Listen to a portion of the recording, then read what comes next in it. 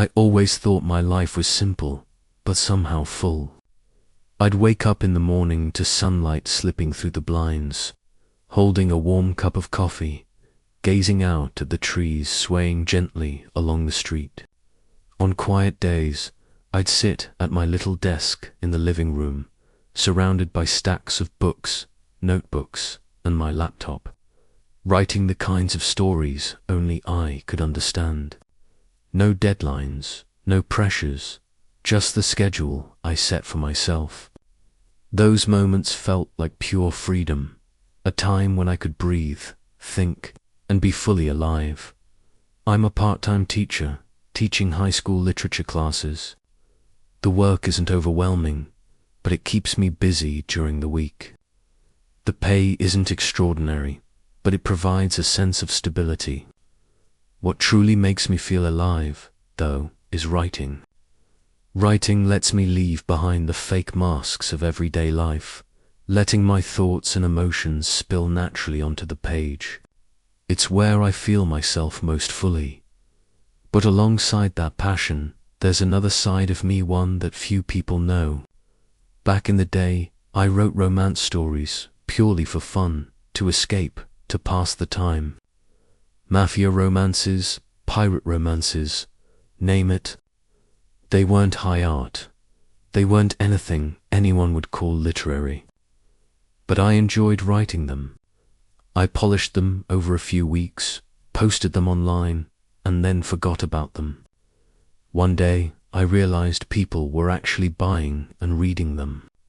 It seemed a little surreal, but I decided to try self-publishing, keeping it light, ebooks cheap, easy. At first, it was just a hobby, a way to earn a little extra cash. But gradually, it became a steady income source enough to let me live independently, comfortably even beyond the limits of my teaching salary. Life changed quietly. These commercial books came out on a schedule, and I developed a system: write during breaks, publish, promote online. I knew readers liked the formula I was using, and I didn't have to stress about artistic merit or high ideals anymore. It was just work, balancing creativity with practicality. Of course, few people in my life knew this. If anyone asked, I would casually say, I freelance a bit, keeping things simple, keeping the peace. And then he came into my life. He was different from anyone I'd ever met. Serious, calm, and with a passion for art that was impossible to hide. He worked in government administration, but his academic background was in art history, and whenever he talked about paintings, photography, or any work of art, his eyes lit up like a kid in a candy store. From the moment we met, I could feel his curiosity, his genuine respect for art. We quickly connected, sharing little things about life, about exhibitions, about the paintings and photographs we loved. He knew I wrote, but he always insisted on not reading anything I published, claiming he wanted to keep art separate from personal life to avoid bias. I respected that, secretly relieved that he never asked about my commercial books. Instead, we talked about real artistic projects, the ones I was truly passionate about, and the oil paintings he was working on. I loved how we could exchange ideas, share quiet smiles at details only we noticed, feeling fully understood for the first time in years. I met someone with whom I could share my artistic worldview without explaining or defending every choice. Every afternoon together over coffee at the table, strolling in the nearby park was precious. I felt happy, light, safe even. Yet, a quiet anxiety always lingered. I was hiding an important part of my life, and I hadn't told him. What would happen if he found out? Would he understand, or would it shatter the peace we'd built? Even thinking about it, I pushed the thought aside. I loved the calm we had, and I was used to keeping secrets. Avoiding confrontation, everything seemed normal, until a week off for him arrived unexpectedly. I was working, as usual, in the living room, laptop open, papers scattered, preparing to publish a new book. From his side, I had no idea he was watching, observing every keystroke, every choice of word, as if he sensed something unusual in the air. I was immersed in my work, unaware that the calm of our home was about to shift. I caught his gaze from the corner of my eye and noticed curiosity mixed with unease. I wasn't ready to explain, nor could I anticipate what was coming. A part of me wanted to explain, a part of me wanted to hide. It's just a small book, just work. He won't care, I told myself. But deep down, I knew this time would be different. There was something in his eyes that made my heart race. A subtle dread I had never felt before. I began remembering our early days together, how he studied every painting at exhibitions with such care, how he laughed at small stories I told, how he looked at me when I spoke about my creative projects. Each of those moments had been authentic, full of understanding, but now that same gaze carried doubt, as if I were hiding something significant. I realized I could no longer keep my secret. The quiet space of our home, the long afternoons filled with coffee and artwork, was shifting toward a crossroads I hadn't anticipated. A strange mix of excitement and fear coursed through me. I didn't know what would happen next, only that the little secret I had once thought harmless might now change everything. And in that moment, I wondered, could love be big enough to survive the truth, or would everything crumble because of a single book, a secret I thought I could safely hide? The days that followed carried a weight I couldn't shake. I tried to keep life normal, writing, teaching, strolling through the park with him in the evenings, but deep down everything had shifted. Every time he smiled, his gaze lingered a fraction longer than before, carrying a subtle curiosity, a quiet probe that he never spoke aloud. Finally, one evening, when the city lights had flickered on and our living room glowed in warm amber from the ceiling lamp, I could no longer hide. I set my laptop aside, a cup of coffee gone lukewarm but still steaming faintly, and looked straight at him. He sat on the sofa, eyes fixed on me, a silence that was both intense and gentle. I know you're right. Not everything, but I can tell there's something you haven't shared, he said, calm but serious. My heart raced, pounding so loudly I felt as if the whole room was vibrating. You mean the commercial novels? I whispered, a little shaky. He nodded, his gaze soft but sharp, as if trying to see right through me. You've always said you write for yourself, but I feel there's more to it. I want to understand everything about you, but I also want to respect your private world. So I'm just asking, not judging. His words hit me with a mixture of relief and emotion. I took a deep breath, sat down beside him, and began to explain. At first haltingly, then more freely, I told him about the romance stories I wrote, the thrill of self-publishing them, the small but real joy of seeing someone actually read and enjoy my work. I explained that it was just a fun side of me, a little venture that gave me financial independence but had nothing to do with the artistic value I chased. He listened without interruption, eyes following every gesture, every fleeting expression on my face. When I finished, the room fell silent again, save for the ticking clock and our shared breaths. So, you've been keeping this from me to protect your own world? He asked, his tone gentle. I nodded, feeling my eyes sting slightly. Yes, I was afraid that if you knew, everything would change. I love this piece, the way we can just be ourselves together without judgment. I didn't want to ruin that. He smiled and took my hand, warm and firm. You don't need to be afraid. I don't see this as wrong. In fact, I admire how you balance passion and life. Now I know another side of you, and it makes you even more complex, richer than I imagined. A wave of relief washed over me, yet a strange exhilaration accompanied it.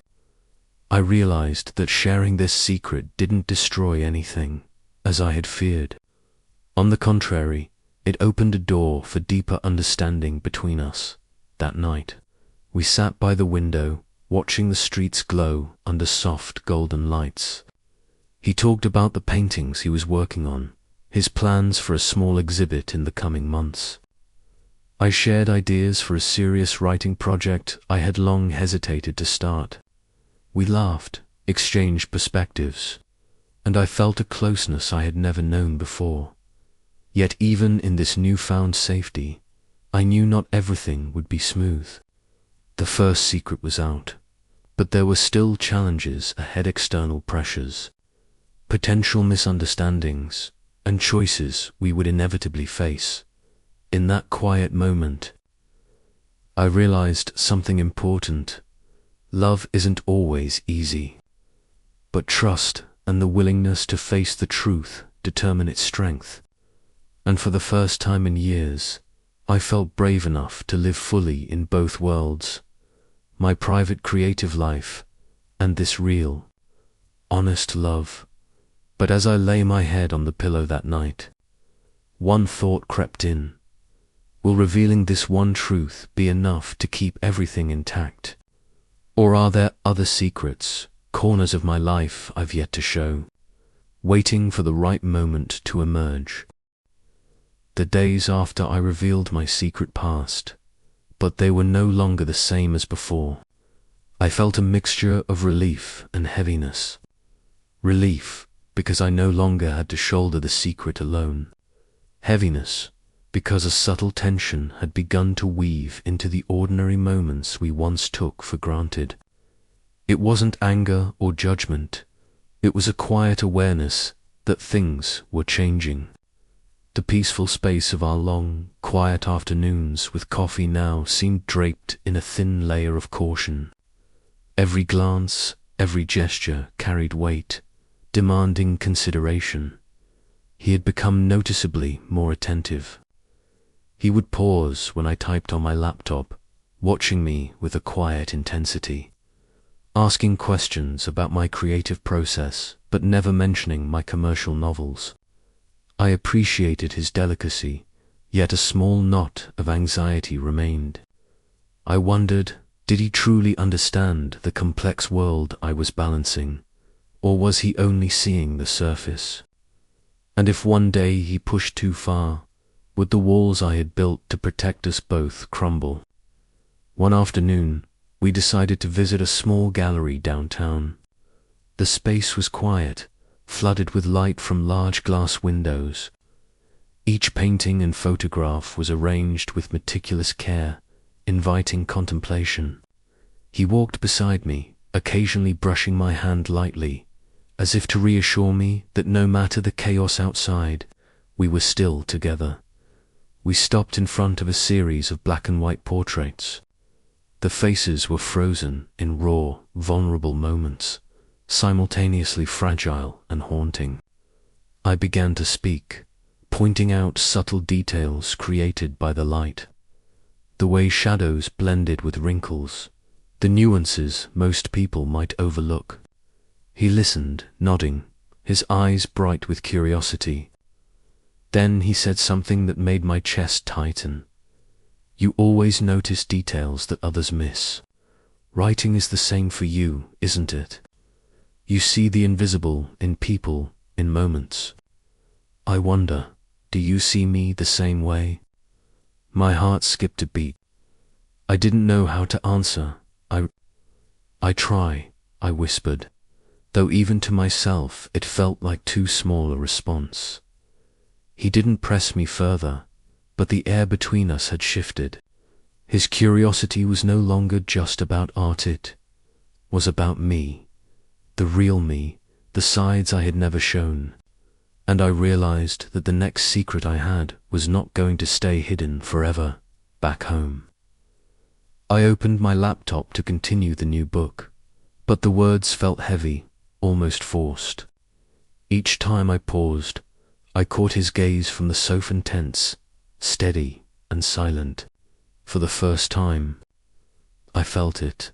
His presence was not just observation, but understanding. And I couldn't ignore the sensation that one small misstep could disrupt the order we had built. Together, a few days later, the first real challenge appeared. A publisher reached out, offering a small print run for one of my commercial novels. The opportunity was exciting financially and creatively, but it also meant exposing a part of my life I had promised to keep private. I hesitated, torn between worlds I loved equally. One side was the practical, entrepreneurial path of my writing career. The other was the intimate, honest connection I shared with him. This decision was no longer just professional, it was a test of trust. Could our relationship withstand the collision between public success and private love? The following evenings, I tried to maintain normalcy. I wrote, taught, and walked with him in the park, yet the weight lingered. Every time I saw him smile, I wanted to share everything, but I also wanted to protect a part of myself. This inner conflict was exhausting, yet it made me realize that real love wasn't only about happiness. It was about difficult choices and moments of quiet struggle faced together. That night, we had dinner in silence. Conversations drifted across mundane topics, the weather, a new cafe opening, an upcoming exhibit, but the pauses between them grew heavier. Finally, I spoke. There's an opportunity. For the book. A limited print run.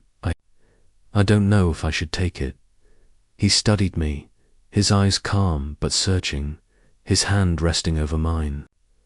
You want to take it? He asked, tone even but probing. I do. But I don't want it to affect us, I admitted, heart racing. He squeezed my hand. I trust you. That's enough. You can take it. But promise me one thing. Anything, I said, both relieved and anxious. Promise me we'll always talk first, no matter how big or small. No more secrets, even if they're meant to protect each other. I nodded, feeling a mixture of release and tension. For the first time, a boundary was consciously crossed and rebuilt. I realized that real love wasn't about avoiding conflict or hiding truths. It was about standing together when the world shifts under your feet, about trusting someone enough to let them see the entirety of your world. Yet deep down, I knew life wouldn't pause here. More challenges would come, unexpected pressures, professional demands, personal doubts, and choices we would inevitably face. For the first time in years, I felt ready to face them, not alone, but with someone who truly saw me. And in that readiness, even uncertainty felt promising. A reminder that what's worth cherishing is always worth protecting. That night, I sat by the window, watching the soft golden streetlights stretch down the quiet avenue. I realized that love isn't about avoiding the waves, it's about learning to stand firm amidst them. And though I didn't know which storms lay ahead, I knew one thing. For the first time in years, I was ready to face them, with him by my side, as my mind wandered to the future, the choices to come. The balance I'd have to maintain between work and love, understood something profound. Real love isn't just joy, it's courage, hard decisions, and the willingness to embrace even the shadowed corners of each other's lives. The balance we had worked so hard to maintain began showing subtle cracks, faint at first, but unmistakable. At first, they were almost imperceptible moments, like the way his eyes briefly faltered when I focused on my laptop, a fleeting shadow in his smile, or the quiet pauses that stretched between our conversations. No accusations, no anger, just a quiet pressure that seeped into the spaces between us, signaling that the calm days we had treasured were slowly slipping away. It all started with work. The limited print run from the publisher, once a small, manageable project, had grown into a persistent presence in my life.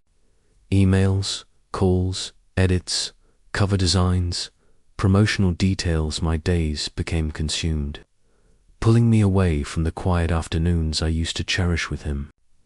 I found myself apologizing too often, saying just a minute repeatedly, while noticing his gaze dim slightly whenever I looked up from the screen. Of course, he noticed. One evening, after a long day of revising and formatting, he suggested a walk. I wanted to decline, to stay and finish one more task. But I saw the faint disappointment in his eyes and couldn't.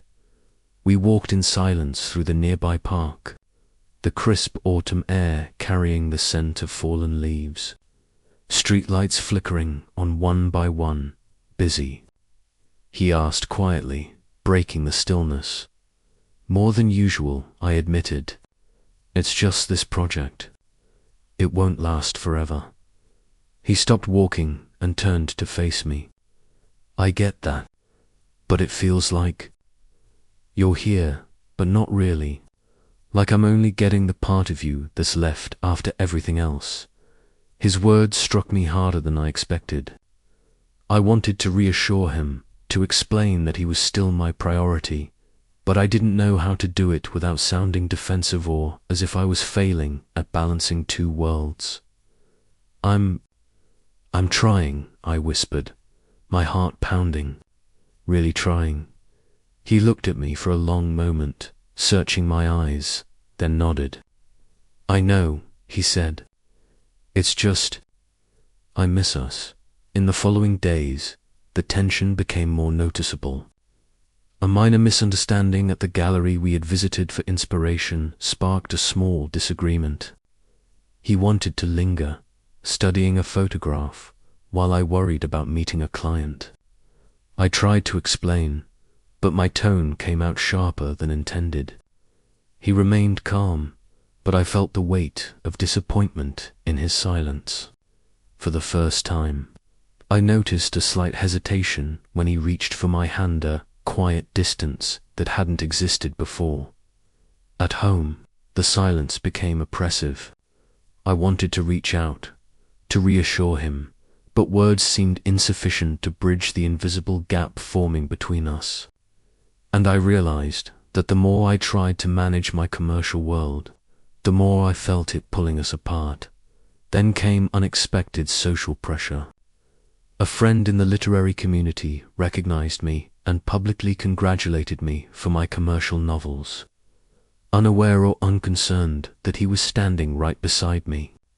The attention, the praise, the implied assumptions about my success all created a subtle tension I hadn't anticipated. He smiled politely and offered congratulations, but I noticed a flicker of awkwardness in his expression, a quiet sense of not belonging in that part of my life. Later, he admitted feeling out of place, disconnected from the world I inhabited in those moments. I realized then that our two worlds were not merely parallel, they were on a collision course. My commercial success, once a private joy, now had the potential to ripple into every aspect of our relationship. For the first time, I wondered whether our bond could withstand the inevitable clashes of expectations, time pressures, and lifestyle differences. By the weekend, fatigue had set in, and our usual Saturday ritual coffee and long walks felt strained. I tried to stay present in the moment, but it was impossible. Every glance, every pause, reminded me of the fragility of the balance we had carefully built, sitting across from him at our favorite cafe. I finally admitted aloud what I had been feeling. "I'm scared," I said softly. "Scared that everything I love, writing, publishing, my work might pull us apart." He reached across the table and held my hand firmly. "I know," he said, "but we've survived the silence and the secrets. We can survive this too. We just have to keep talking, keep noticing each other, and not let the outside world drown out what's important between us." In that moment, I realized something vital. Love isn't about avoiding challenges. It's about facing them together, openly, even when it's uncomfortable. Yet I also understood that this was only the beginning. Harder tests would come, relentless and unyielding, balancing the worlds I cherished, protecting the fragile intimacy between us, and managing my ambitions would be a daily struggle. I left the cafe feeling both reassured and wary. The road ahead was uncertain, and I could feel the cracks widening.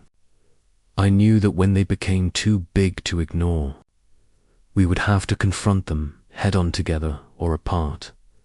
That night, I sat by the window, watching the soft, golden glow of streetlights stretch along the empty streets.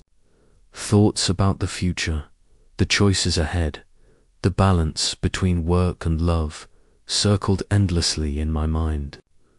I understood, finally, that real love is not only joy, is courage, difficult decisions, and the willingness to embrace even the shadowed corners of each other's worlds. The weeks following my admission of fear were some of the most tense we had ever experienced. There were no more peaceful afternoons, no quiet laughter over coffee, only a taut feeling, as if every gesture, every word, carried the potential to shatter the fragile glass we had built between our two worlds. My book project grew faster than I had anticipated. What began as a small, limited print run became a mini-series, and the publisher proposed additional promotional campaigns, articles, and even a public signing event. I was thrilled, proud, but simultaneously overwhelmed. Each day was a blur of meetings, emails, edits, and phone calls, all while trying to maintain a connection with him. But it seemed my efforts were never enough. His eyes, once bright and playful, now held a shadow of worry and distance. One evening, after a particularly long and stressful day, I returned home to find him standing by the window, gazing out at the quiet street. The silence was so profound that I could hear my own heartbeat. He turned to me, his eyes deep, touched with unease. "We need to talk," he said, calm yet sharper than usual. My chest tightened. "Of course," I replied. "About what?" "About us, and everything that's happening." He stepped closer, resting a hand lightly on my shoulder. "I feel like we're living two parallel lives. One side is us, our quiet afternoons, our conversations about art. The other side is your work, the projects, the books you haven't wanted me to know too much about." I stayed silent. My chest ached. I wanted to explain, but suddenly all my words felt small, insignificant against the gravity in his gaze. "I'm not against your writing," he continued, his voice softening yet firm. "I support you, but I need to feel like I'm not standing outside your world. That feeling, it's slowly killing us." I swallowed hard. Never had I imagined that my career choices could become a wall between us. I loved him, his depth, the way he perceived art, his gentle care. But I also loved my work, the stories I wrote, the freedom of creating something all my own. And now I faced a choice. Could we reconcile both worlds, or would one of us have to step back? The next day, I received an email from the publisher. They wanted me to participate in a live radio interview and a feature article in a prominent magazine. This was a dream opportunity, but it also meant the public would gain a deeper view into my commercial work. I wondered how he would react if he read the stories I had written. Would he see them as frivolous? Would he feel betrayed, as though I had hidden a core part of myself? That evening, I decided to talk to him first. We sat in the living room, warm light spilling over shelves of books and framed art. I shared everything this new opportunity, the pressure and my fears. He listened quietly, occasionally nodding. When I finished, he exhaled and took my hand. "I'm not saying anything against you, not because of your work or judging it," he said. "I just want us to be honest with each other. No secrets, big or small. If you take this opportunity, I will support you, but we have to promise to face everything together." His words made my eyes mist. We held each other, feeling both safe and fragile, as if we were standing on the edge of a precipice, yet trusting we wouldn't fall. The real test didn't stop there. A week later, while I was busy preparing for the interview, he called unexpectedly, his voice colder than usual.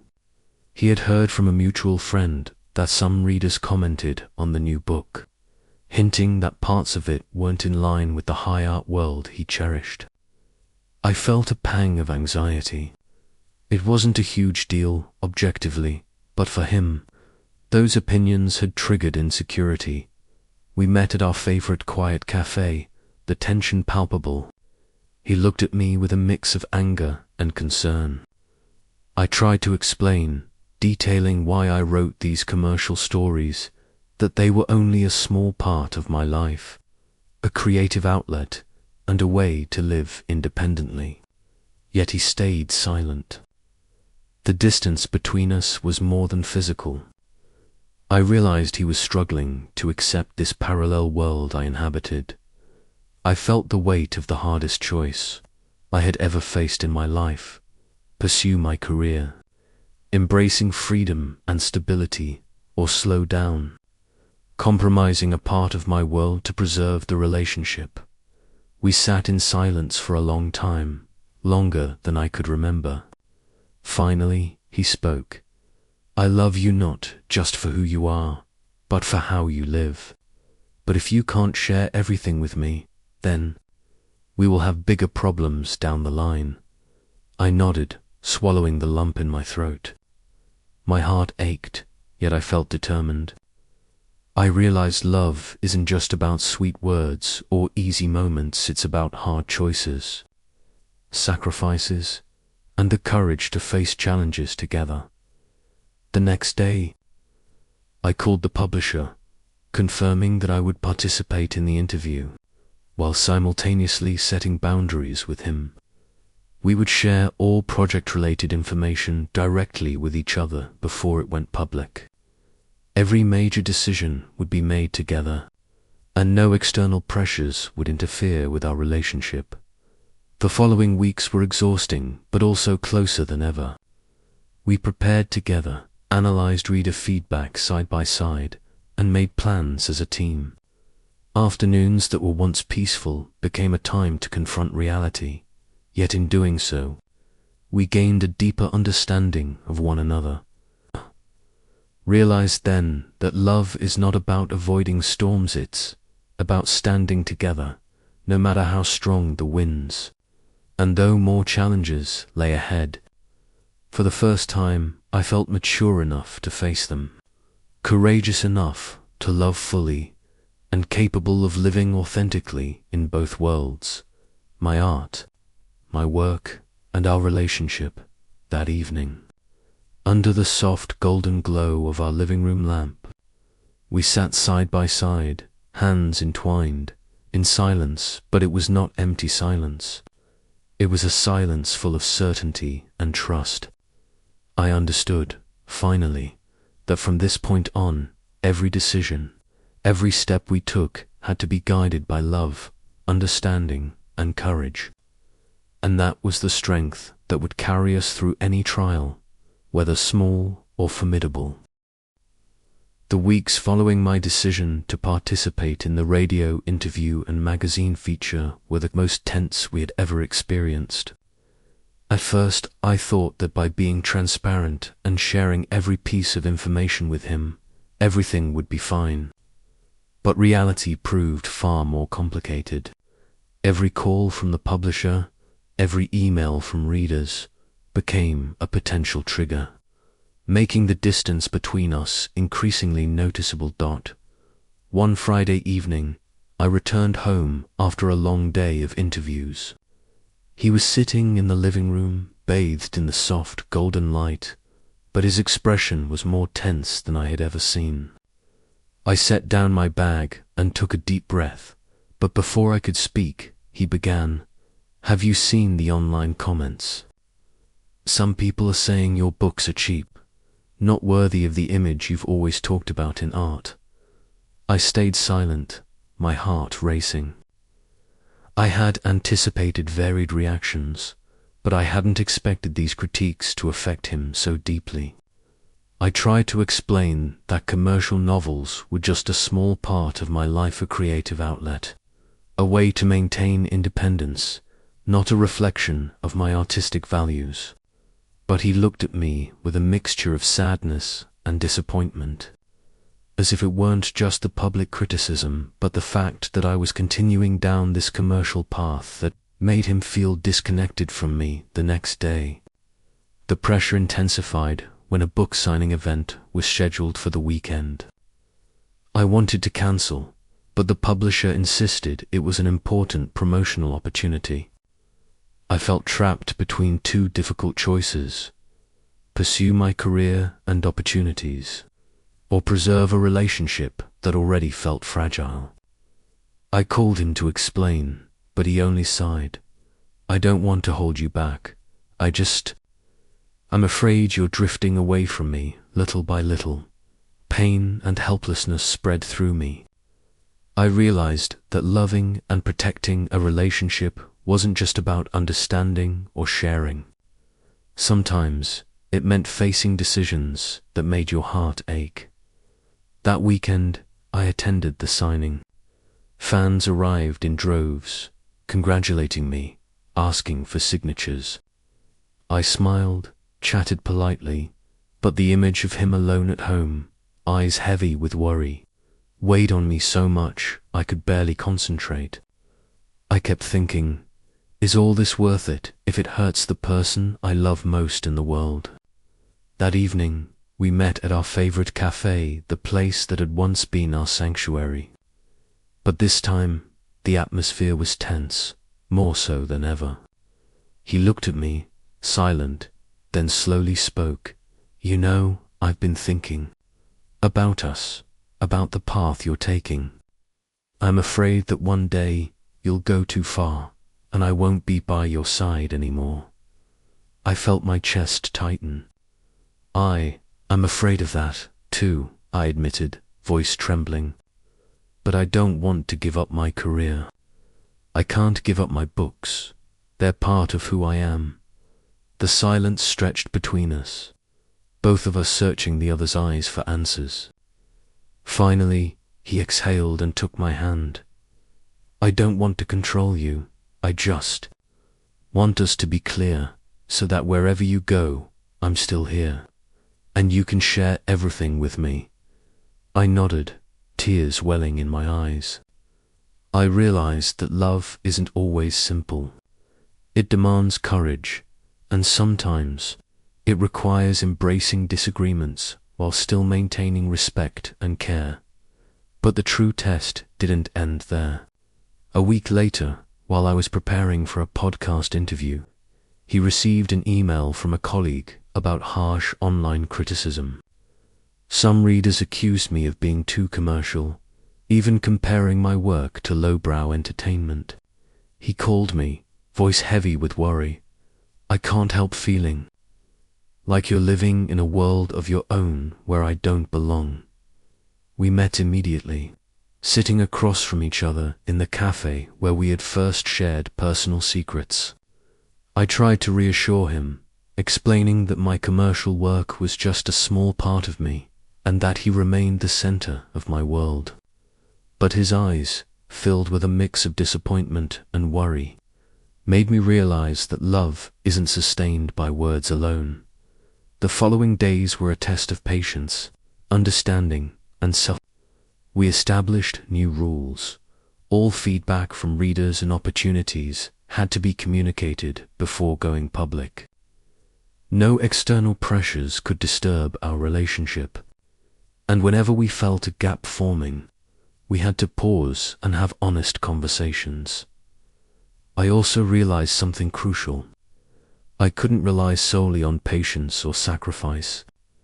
I had to learn to balance my work with attention and care for him, so that love wouldn't become secondary to my busy life. One evening, after the tension had eased slightly, we walked in the park. Streetlights reflected off damp leaves, and the autumn breeze brushed our hair. I took his hand, feeling both closeness and fragility. "I'll try to balance it," I said softly. "Not just for me, but for us." He looked at me, a small glimmer of hope in his eyes, though some worries still lingered. "I know. I'll also try to trust and not let fear control me. But you understand, every choice, every decision, affects us directly." I nodded, feeling the weight, but also a sense of growth. Love is not just about romantic moments. It's about facing challenges, confronting reality, and having the courage to make the right decisions even when your heart trembles. The weeks that followed taught us to live with pressure together. I wrote early in the morning and late at night, carving space between other responsibilities. He dedicated time to care, converse, and share emotions when I returned. Gradually, the distance that once separated us began to shrink. Though the vigilance we maintained acted as a delicate protective layer, I realized that the greatest challenge didn't come from online comments or work pressure. It came from within ourselves. Fear of losing each other, the struggle to balance two very different worlds, and the need to feel fully understood and accepted. In that awareness, I knew that no matter how fierce the storms ahead, we could face them if we stayed honest, open, and courageous in our choices. That evening, I sat by the window, watching the golden streetlights stretch across the quiet streets. My heart still held worry, but it also brimmed with determination. I understood that this journey had no easy ending, but every step, every challenge, was a lesson in love, courage, and growth. And I knew that with him by my side, no matter how rocky the path ahead, we would walk it together, stronger than ever. The following weeks were some of the most intense we had ever experienced. Every time I opened an email or scrolled through social media, it felt like walking a tightrope, afraid that a single misstep could shatter everything. The pressure from work, from readers, from opportunities I had once dreamed of, combined with his sensitivity, made our relationship as fragile as a thread in the wind. One evening, I received an invitation to appear on a major live talk show. This was a rare opportunity, one that could bring my books to a national audience and even expand my publishing reach. My heart raced with excitement, but at the same time, dread settled in. I knew he would worry, that his eyes would carry a questioning weight, and perhaps this time, it wouldn't just be mild suspicion, could be a serious test. I called him, trying to convey my excitement and reasons, but this time, his voice was colder than usual. "You know, I'm not against your career growth, but I'm afraid you're sinking deeper into a world I don't belong in, and one day that distance will be impossible to bridge." His words made my chest tighten. I loved him, but I also loved my work, my passion that I had spent years building. I realized I had to make a choice: pursue the talk show and risk our bond, or step back to protect our love. That evening, we met at our favorite cafe, the place that had once been our sanctuary. The space, usually warm, felt heavy and tense. He looked at me, eyes filled with worry, sadness, and frustration. "I don't want to hold you back," he said, "but do you understand how it feels? Every step you take makes me feel like I'm losing you, little by little." I sighed, my mind a whirlwind. I don't want to lose you either, but I can't give up my dreams and my work. They're part of who I am, just as you are a part of me." The silence stretched endlessly. Both of us knew this wasn't just a small worry. It was a defining moment. We weren't merely choosing for the present. We were deciding the future of our love. A week later, right before the talk show, he unexpectedly showed up at the studio where I was preparing. He watched me arrange papers, adjust the microphone, his eyes full of concern and unspoken words. "You know, I've been thinking all week. I realize that if you step into this world without me by your side, I'll feel an irreparable loss." I looked up at him, voice trembling. I don't want you to suffer, but I can't stop. This is a big opportunity, a crucial step for the work I love." He came closer, taking my hand, eyes tense yet gentle. "I know you'll do what you believe is right, but I need you to promise that no matter what happens, you won't keep secrets from me. You'll let me see both sides of your world, not just a part of it." Tears welled up in my eyes. For the first time, I understood that love isn't about avoiding challenges. It's about standing strong together, even when every step hurts. I nodded and hugged him tightly, feeling his worry, love, and determination mirrored in my own heart. The day of the talk show, I walked onto the stage with half my heart exhilarated, half apprehensive. The cameras were bright, the audience expectant. But in my mind, I pictured him sitting in the front row, watching, hands clenched, and I realized that his presence mattered more than any spotlight. The show ended, met with applause and compliments, but I rushed backstage to find him. He was there, smiling faintly, though a trace of worry lingered in his eyes. We embraced without speaking. I understood that whether I succeeded or faltered, no matter the outside pressure, we could always find our way back to each other. But the real test wasn't over.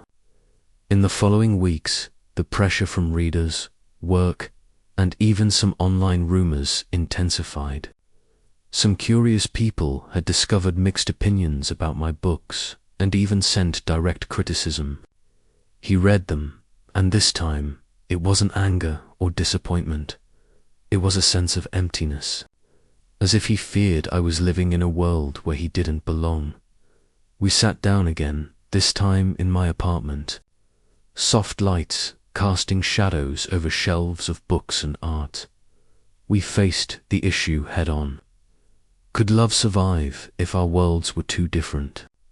Could we reconcile these two realities without losing ourselves? Finally, he spoke. "I love you, but I need us to be fully transparent, to hide nothing, so that no matter what outside forces we face, we stand together." I took his hand, tears streaming. "I promise. I'll share everything. I don't want to lose you, and I don't want to lose myself either." We held each other in silence, for the first time realizing that love isn't a shelter from storms, it's the courage to stand together in the eye of the storm, even when your heart trembles. And in that moment, I understood that painful decisions, difficult choices, were the very things that forged our love into something unbreakable. After the storm of conflict, the atmosphere between us began to gradually soften. The tense days, the questioning glances, the fear of losing each other all remained, but they were replaced by a deeper awareness of the value of our relationship. We began to learn to approach problems calmly, instead of letting emotions dictate every action. One Friday afternoon, we took a walk through the nearby park, where the trees had shed their autumn leaves, painting the paths in golden hues. I held his hand, warmth spreading through me, mixed with a trace of anxiety, afraid that anything I said or did might disrupt this fragile balance. "You know," he said softly, "I've realized that sometimes I worry too much. I let my fear control the way I see you and your work." I looked at him and gave a bittersweet smile. "I've realized too that sometimes I focus too much on my work and forget that you need attention, that you need me fully present. We both have gaps in our lives. We agreed that for our relationship to truly thrive, we both needed to learn to harmonize. I needed to manage my work but still dedicate quality time to him, while he needed to trust my choices, accepting that my world wasn't entirely his. But there was still room for our love in the following weeks. We experimented with new routines to maintain balance. I wrote early in the mornings and late at night, carving out personal space between responsibilities. He prepared breakfasts or planned small activities we could enjoy together. Gradually, the voids in our busy lives were filled with shared moments, care, and real presence. One evening, we decorated our apartment for the holidays. Twinkling golden lights, soft music, and the two of us hanging ornaments, telling jokes, and reminiscing about our early days together. In that moment, I realized that love isn't only about sweet words, but also the small actions, consistent presence, and feeling valued during this period. I also began sharing more about my creative work with him, not the commercial books he had avoided, but the projects I truly cared about. We discussed plotlines, characters, and artistic ideas I wanted to explore. He listened, offered input, and sometimes just sat there, smiling, making me feel understood and appreciated. Conversely, he also opened up more. He took me to art exhibitions, introduced me to friends who shared his passions, and shared new paintings he was working on. I saw his determination and passion, realizing that his world also contained shades I had never explored. This overlap created a harmony we had never experienced before. Our love, instead of being fractured by secrets or external pressures, was now built on transparency, respect, and sharing. We learned to voice our concerns before they became conflicts, to express emotions without blame, and most importantly, to truly listen to each other. One day, while sitting by the window, watching the street below, he said, "You know, I used to fear we wouldn't survive these challenges, but now I see that not only did we survive, we grew stronger." I smiled, warmth filling me. I feel the same. I think we've learned that love isn't just about natural harmony, it's about effort, patience, and the courage to face every challenge together. We began making longer-term plans, not just for our relationship, but for our careers and personal passions. I continued writing, attending literary events, but now every decision was made with consideration for how we could both enjoy the rewards and moments together. He continued his administrative work, but kept his passion for art alive, and most importantly, we found a way for both our worlds to coexist without anyone having to completely sacrifice their identity on weekend afternoons. We walked through the park or sat in our favorite cafe, talking about books, art, and dreams still unfinished. No pressure, no doubts, just peace, trust, and a profound connection. I realized that, after all the challenges, pressures, and conflicts, true love is built on patience, honesty, and the ability to harmonize. No secret could break our relationship now, and we learned to embrace the differences in each other's worlds rather than trying to change or control one another. One evening, as soft light spilled through the window, we sat together, hands intertwined, without speaking. In that moment, I understood that love isn't always romantic or easy. It's the courage to face challenges together, the patience to endure difficult moments, and the capacity to accept and cherish each other fully, even when both of us have separate worlds. From that point on, we knew that this relationship, though still with challenges ahead, would remain strong because we had learned to stand by each other, share everything, and love wholeheartedly. Life that seemed to have returned to peace suddenly revealed unforeseen twists. One morning, while preparing a new manuscript for my upcoming book, I received an email from a prestigious magazine inviting me for a special interview. It was a tremendous opportunity, but also a double-edged sword. Any information leaked, even unintentionally, could be misinterpreted and lead to misunderstandings. I decided to call him to let him know. He listened, his voice subdued but controlled. "You know, I trust you, but every time a new opportunity comes up, I worry it might create distance between us." I understood his feelings, but also knew that if I turned down this chance, I would regret it forever. We arranged to meet at our favorite cafe, the place that had once connected our peaceful moments. He sat there, quietly observing me, his eyes a mixture of concern and hope. "I want you to grow," he said, "but I also don't want to lose you in the process." I held his hand, my voice trembling. "I don't want to lose you either. We'll find a way to get through this together." But the challenges didn't stop with career opportunities. A few days later, during the online interview, a rumor began spreading online. Some claimed I was abandoning love to chase fame, that our relationship was more performative than genuine. Unintentional or deliberate, the comments created misunderstandings, and he, though trying to stay composed, couldn't hide his sense of hurt.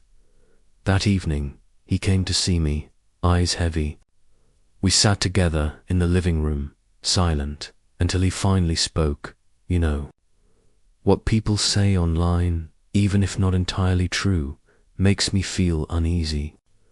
I don't want to lose you, but I fear that one day, when you see those rumors and my reactions, it will feel like a burden." I took his hand, my chest tightening. "I get it. I'm worried too. But I trust that we've built enough faith in each other to overcome any misunderstanding." The following days required us to confront pressures from all sides: curious readers, social media, and even the work I loved. Every email, every comment was a test. But this time, instead of avoiding or hiding, we chose to face it together. We set ground rules. Any news related to my work or public appearances had to be shared first, and if a rumor or misunderstanding arose, we would handle it together. Discuss it before it became conflict. One afternoon, while walking in the park, he said, "I realized that the biggest challenge isn't work or public opinion, it's us. We need to trust each other, to share our feelings before things spiral out of control." I nodded, warmth flooding me. I agree. We've learned to stand together through any challenge. And this time is no exception. We began planning more meticulously. Time for work, time for each other, strategies for handling social media, and learning to express worries before they became disputes. Gradually, the outside pressure no longer threatened. Our relationship had become an opportunity to strengthen trust and connection. One evening, sitting by the window watching the city lights, he said, "You know, I used to fear that any challenge could break us. But now I see that it's precisely the challenges that have made me trust our love even more." I smiled, warmth spreading through me. I feel the same. We've learned that true love isn't just about happy moments. It's about facing challenges, sharing fears and joys together. From these unexpected events, we realized that love isn't always calm or easy.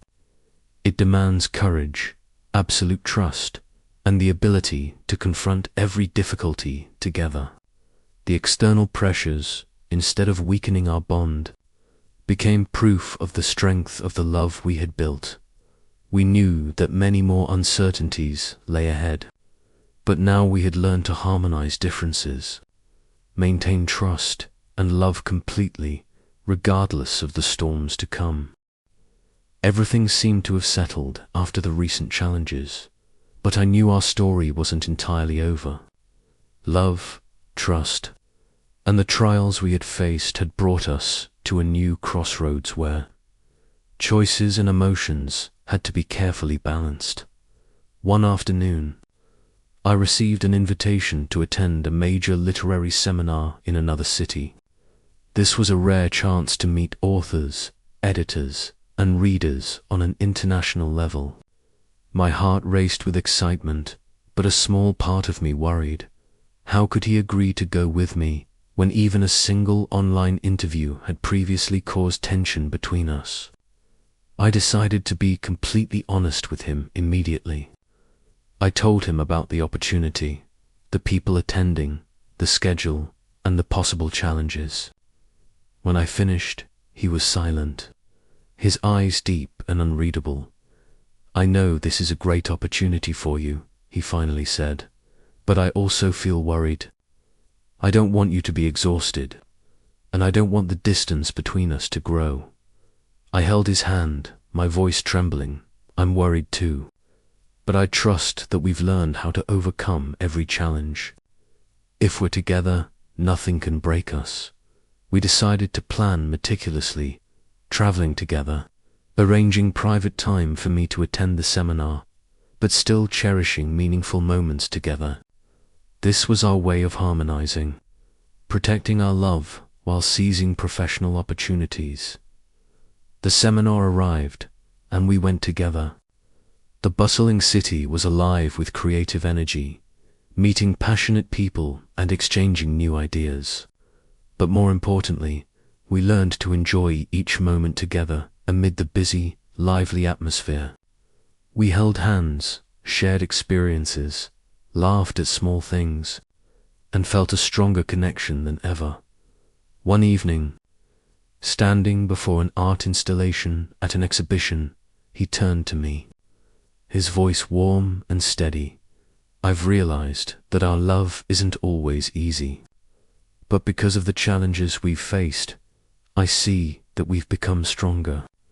You are not only the person I love, but also my partner, my companion in every aspect of life." My heart swelled, tears prickling my eyes. I feel the same. I've realized that love isn't just about happy moments. It's about facing difficulties together, trusting each other, and sharing everything fully. Back home, we spent long hours talking about the future, new book projects, exhibitions, trips together, and how we wanted to live harmoniously, balancing work and love. There was no fear, no doubt, only empathy and determination to build a shared future. One night, sitting by the window, hands intertwined. Watching the city lights, I realized that we had learned an essential lesson. True love isn't always romantic or easy. It is patience, courage, trust, and the ability to stand side by side through every challenge. Secrets, misunderstandings, external pressures, was all had become proof of the strength of the love we had built. We knew that many difficulties still lay ahead, but now we had learned to face them with unwavering faith in ourselves and in our relationship. We laughed together, shared ordinary moments, preparing meals, reading books side by side, walking in the park, even sitting quietly together without speaking. Every moment became precious because we understood that love is about true presence, unconditional companionship, and wholehearted sharing. Finally, I realized that our story from the peaceful early days, the small secrets, the unexpected challenges, to now, the harmony and growth had shaped a love that was strong, enduring, and profoundly deep. We had learned to stand by each other, share everything, and love fully, no matter what life threw our way. And in that quiet moment, looking into his eyes, full of love, I understood that all the hardships, all the fears, and all the trials had only made our love stronger. We were not just lovers. We were lifelong companions, walking together through every high and low. With each day a new beginning, a new opportunity to love and cherish each other even more.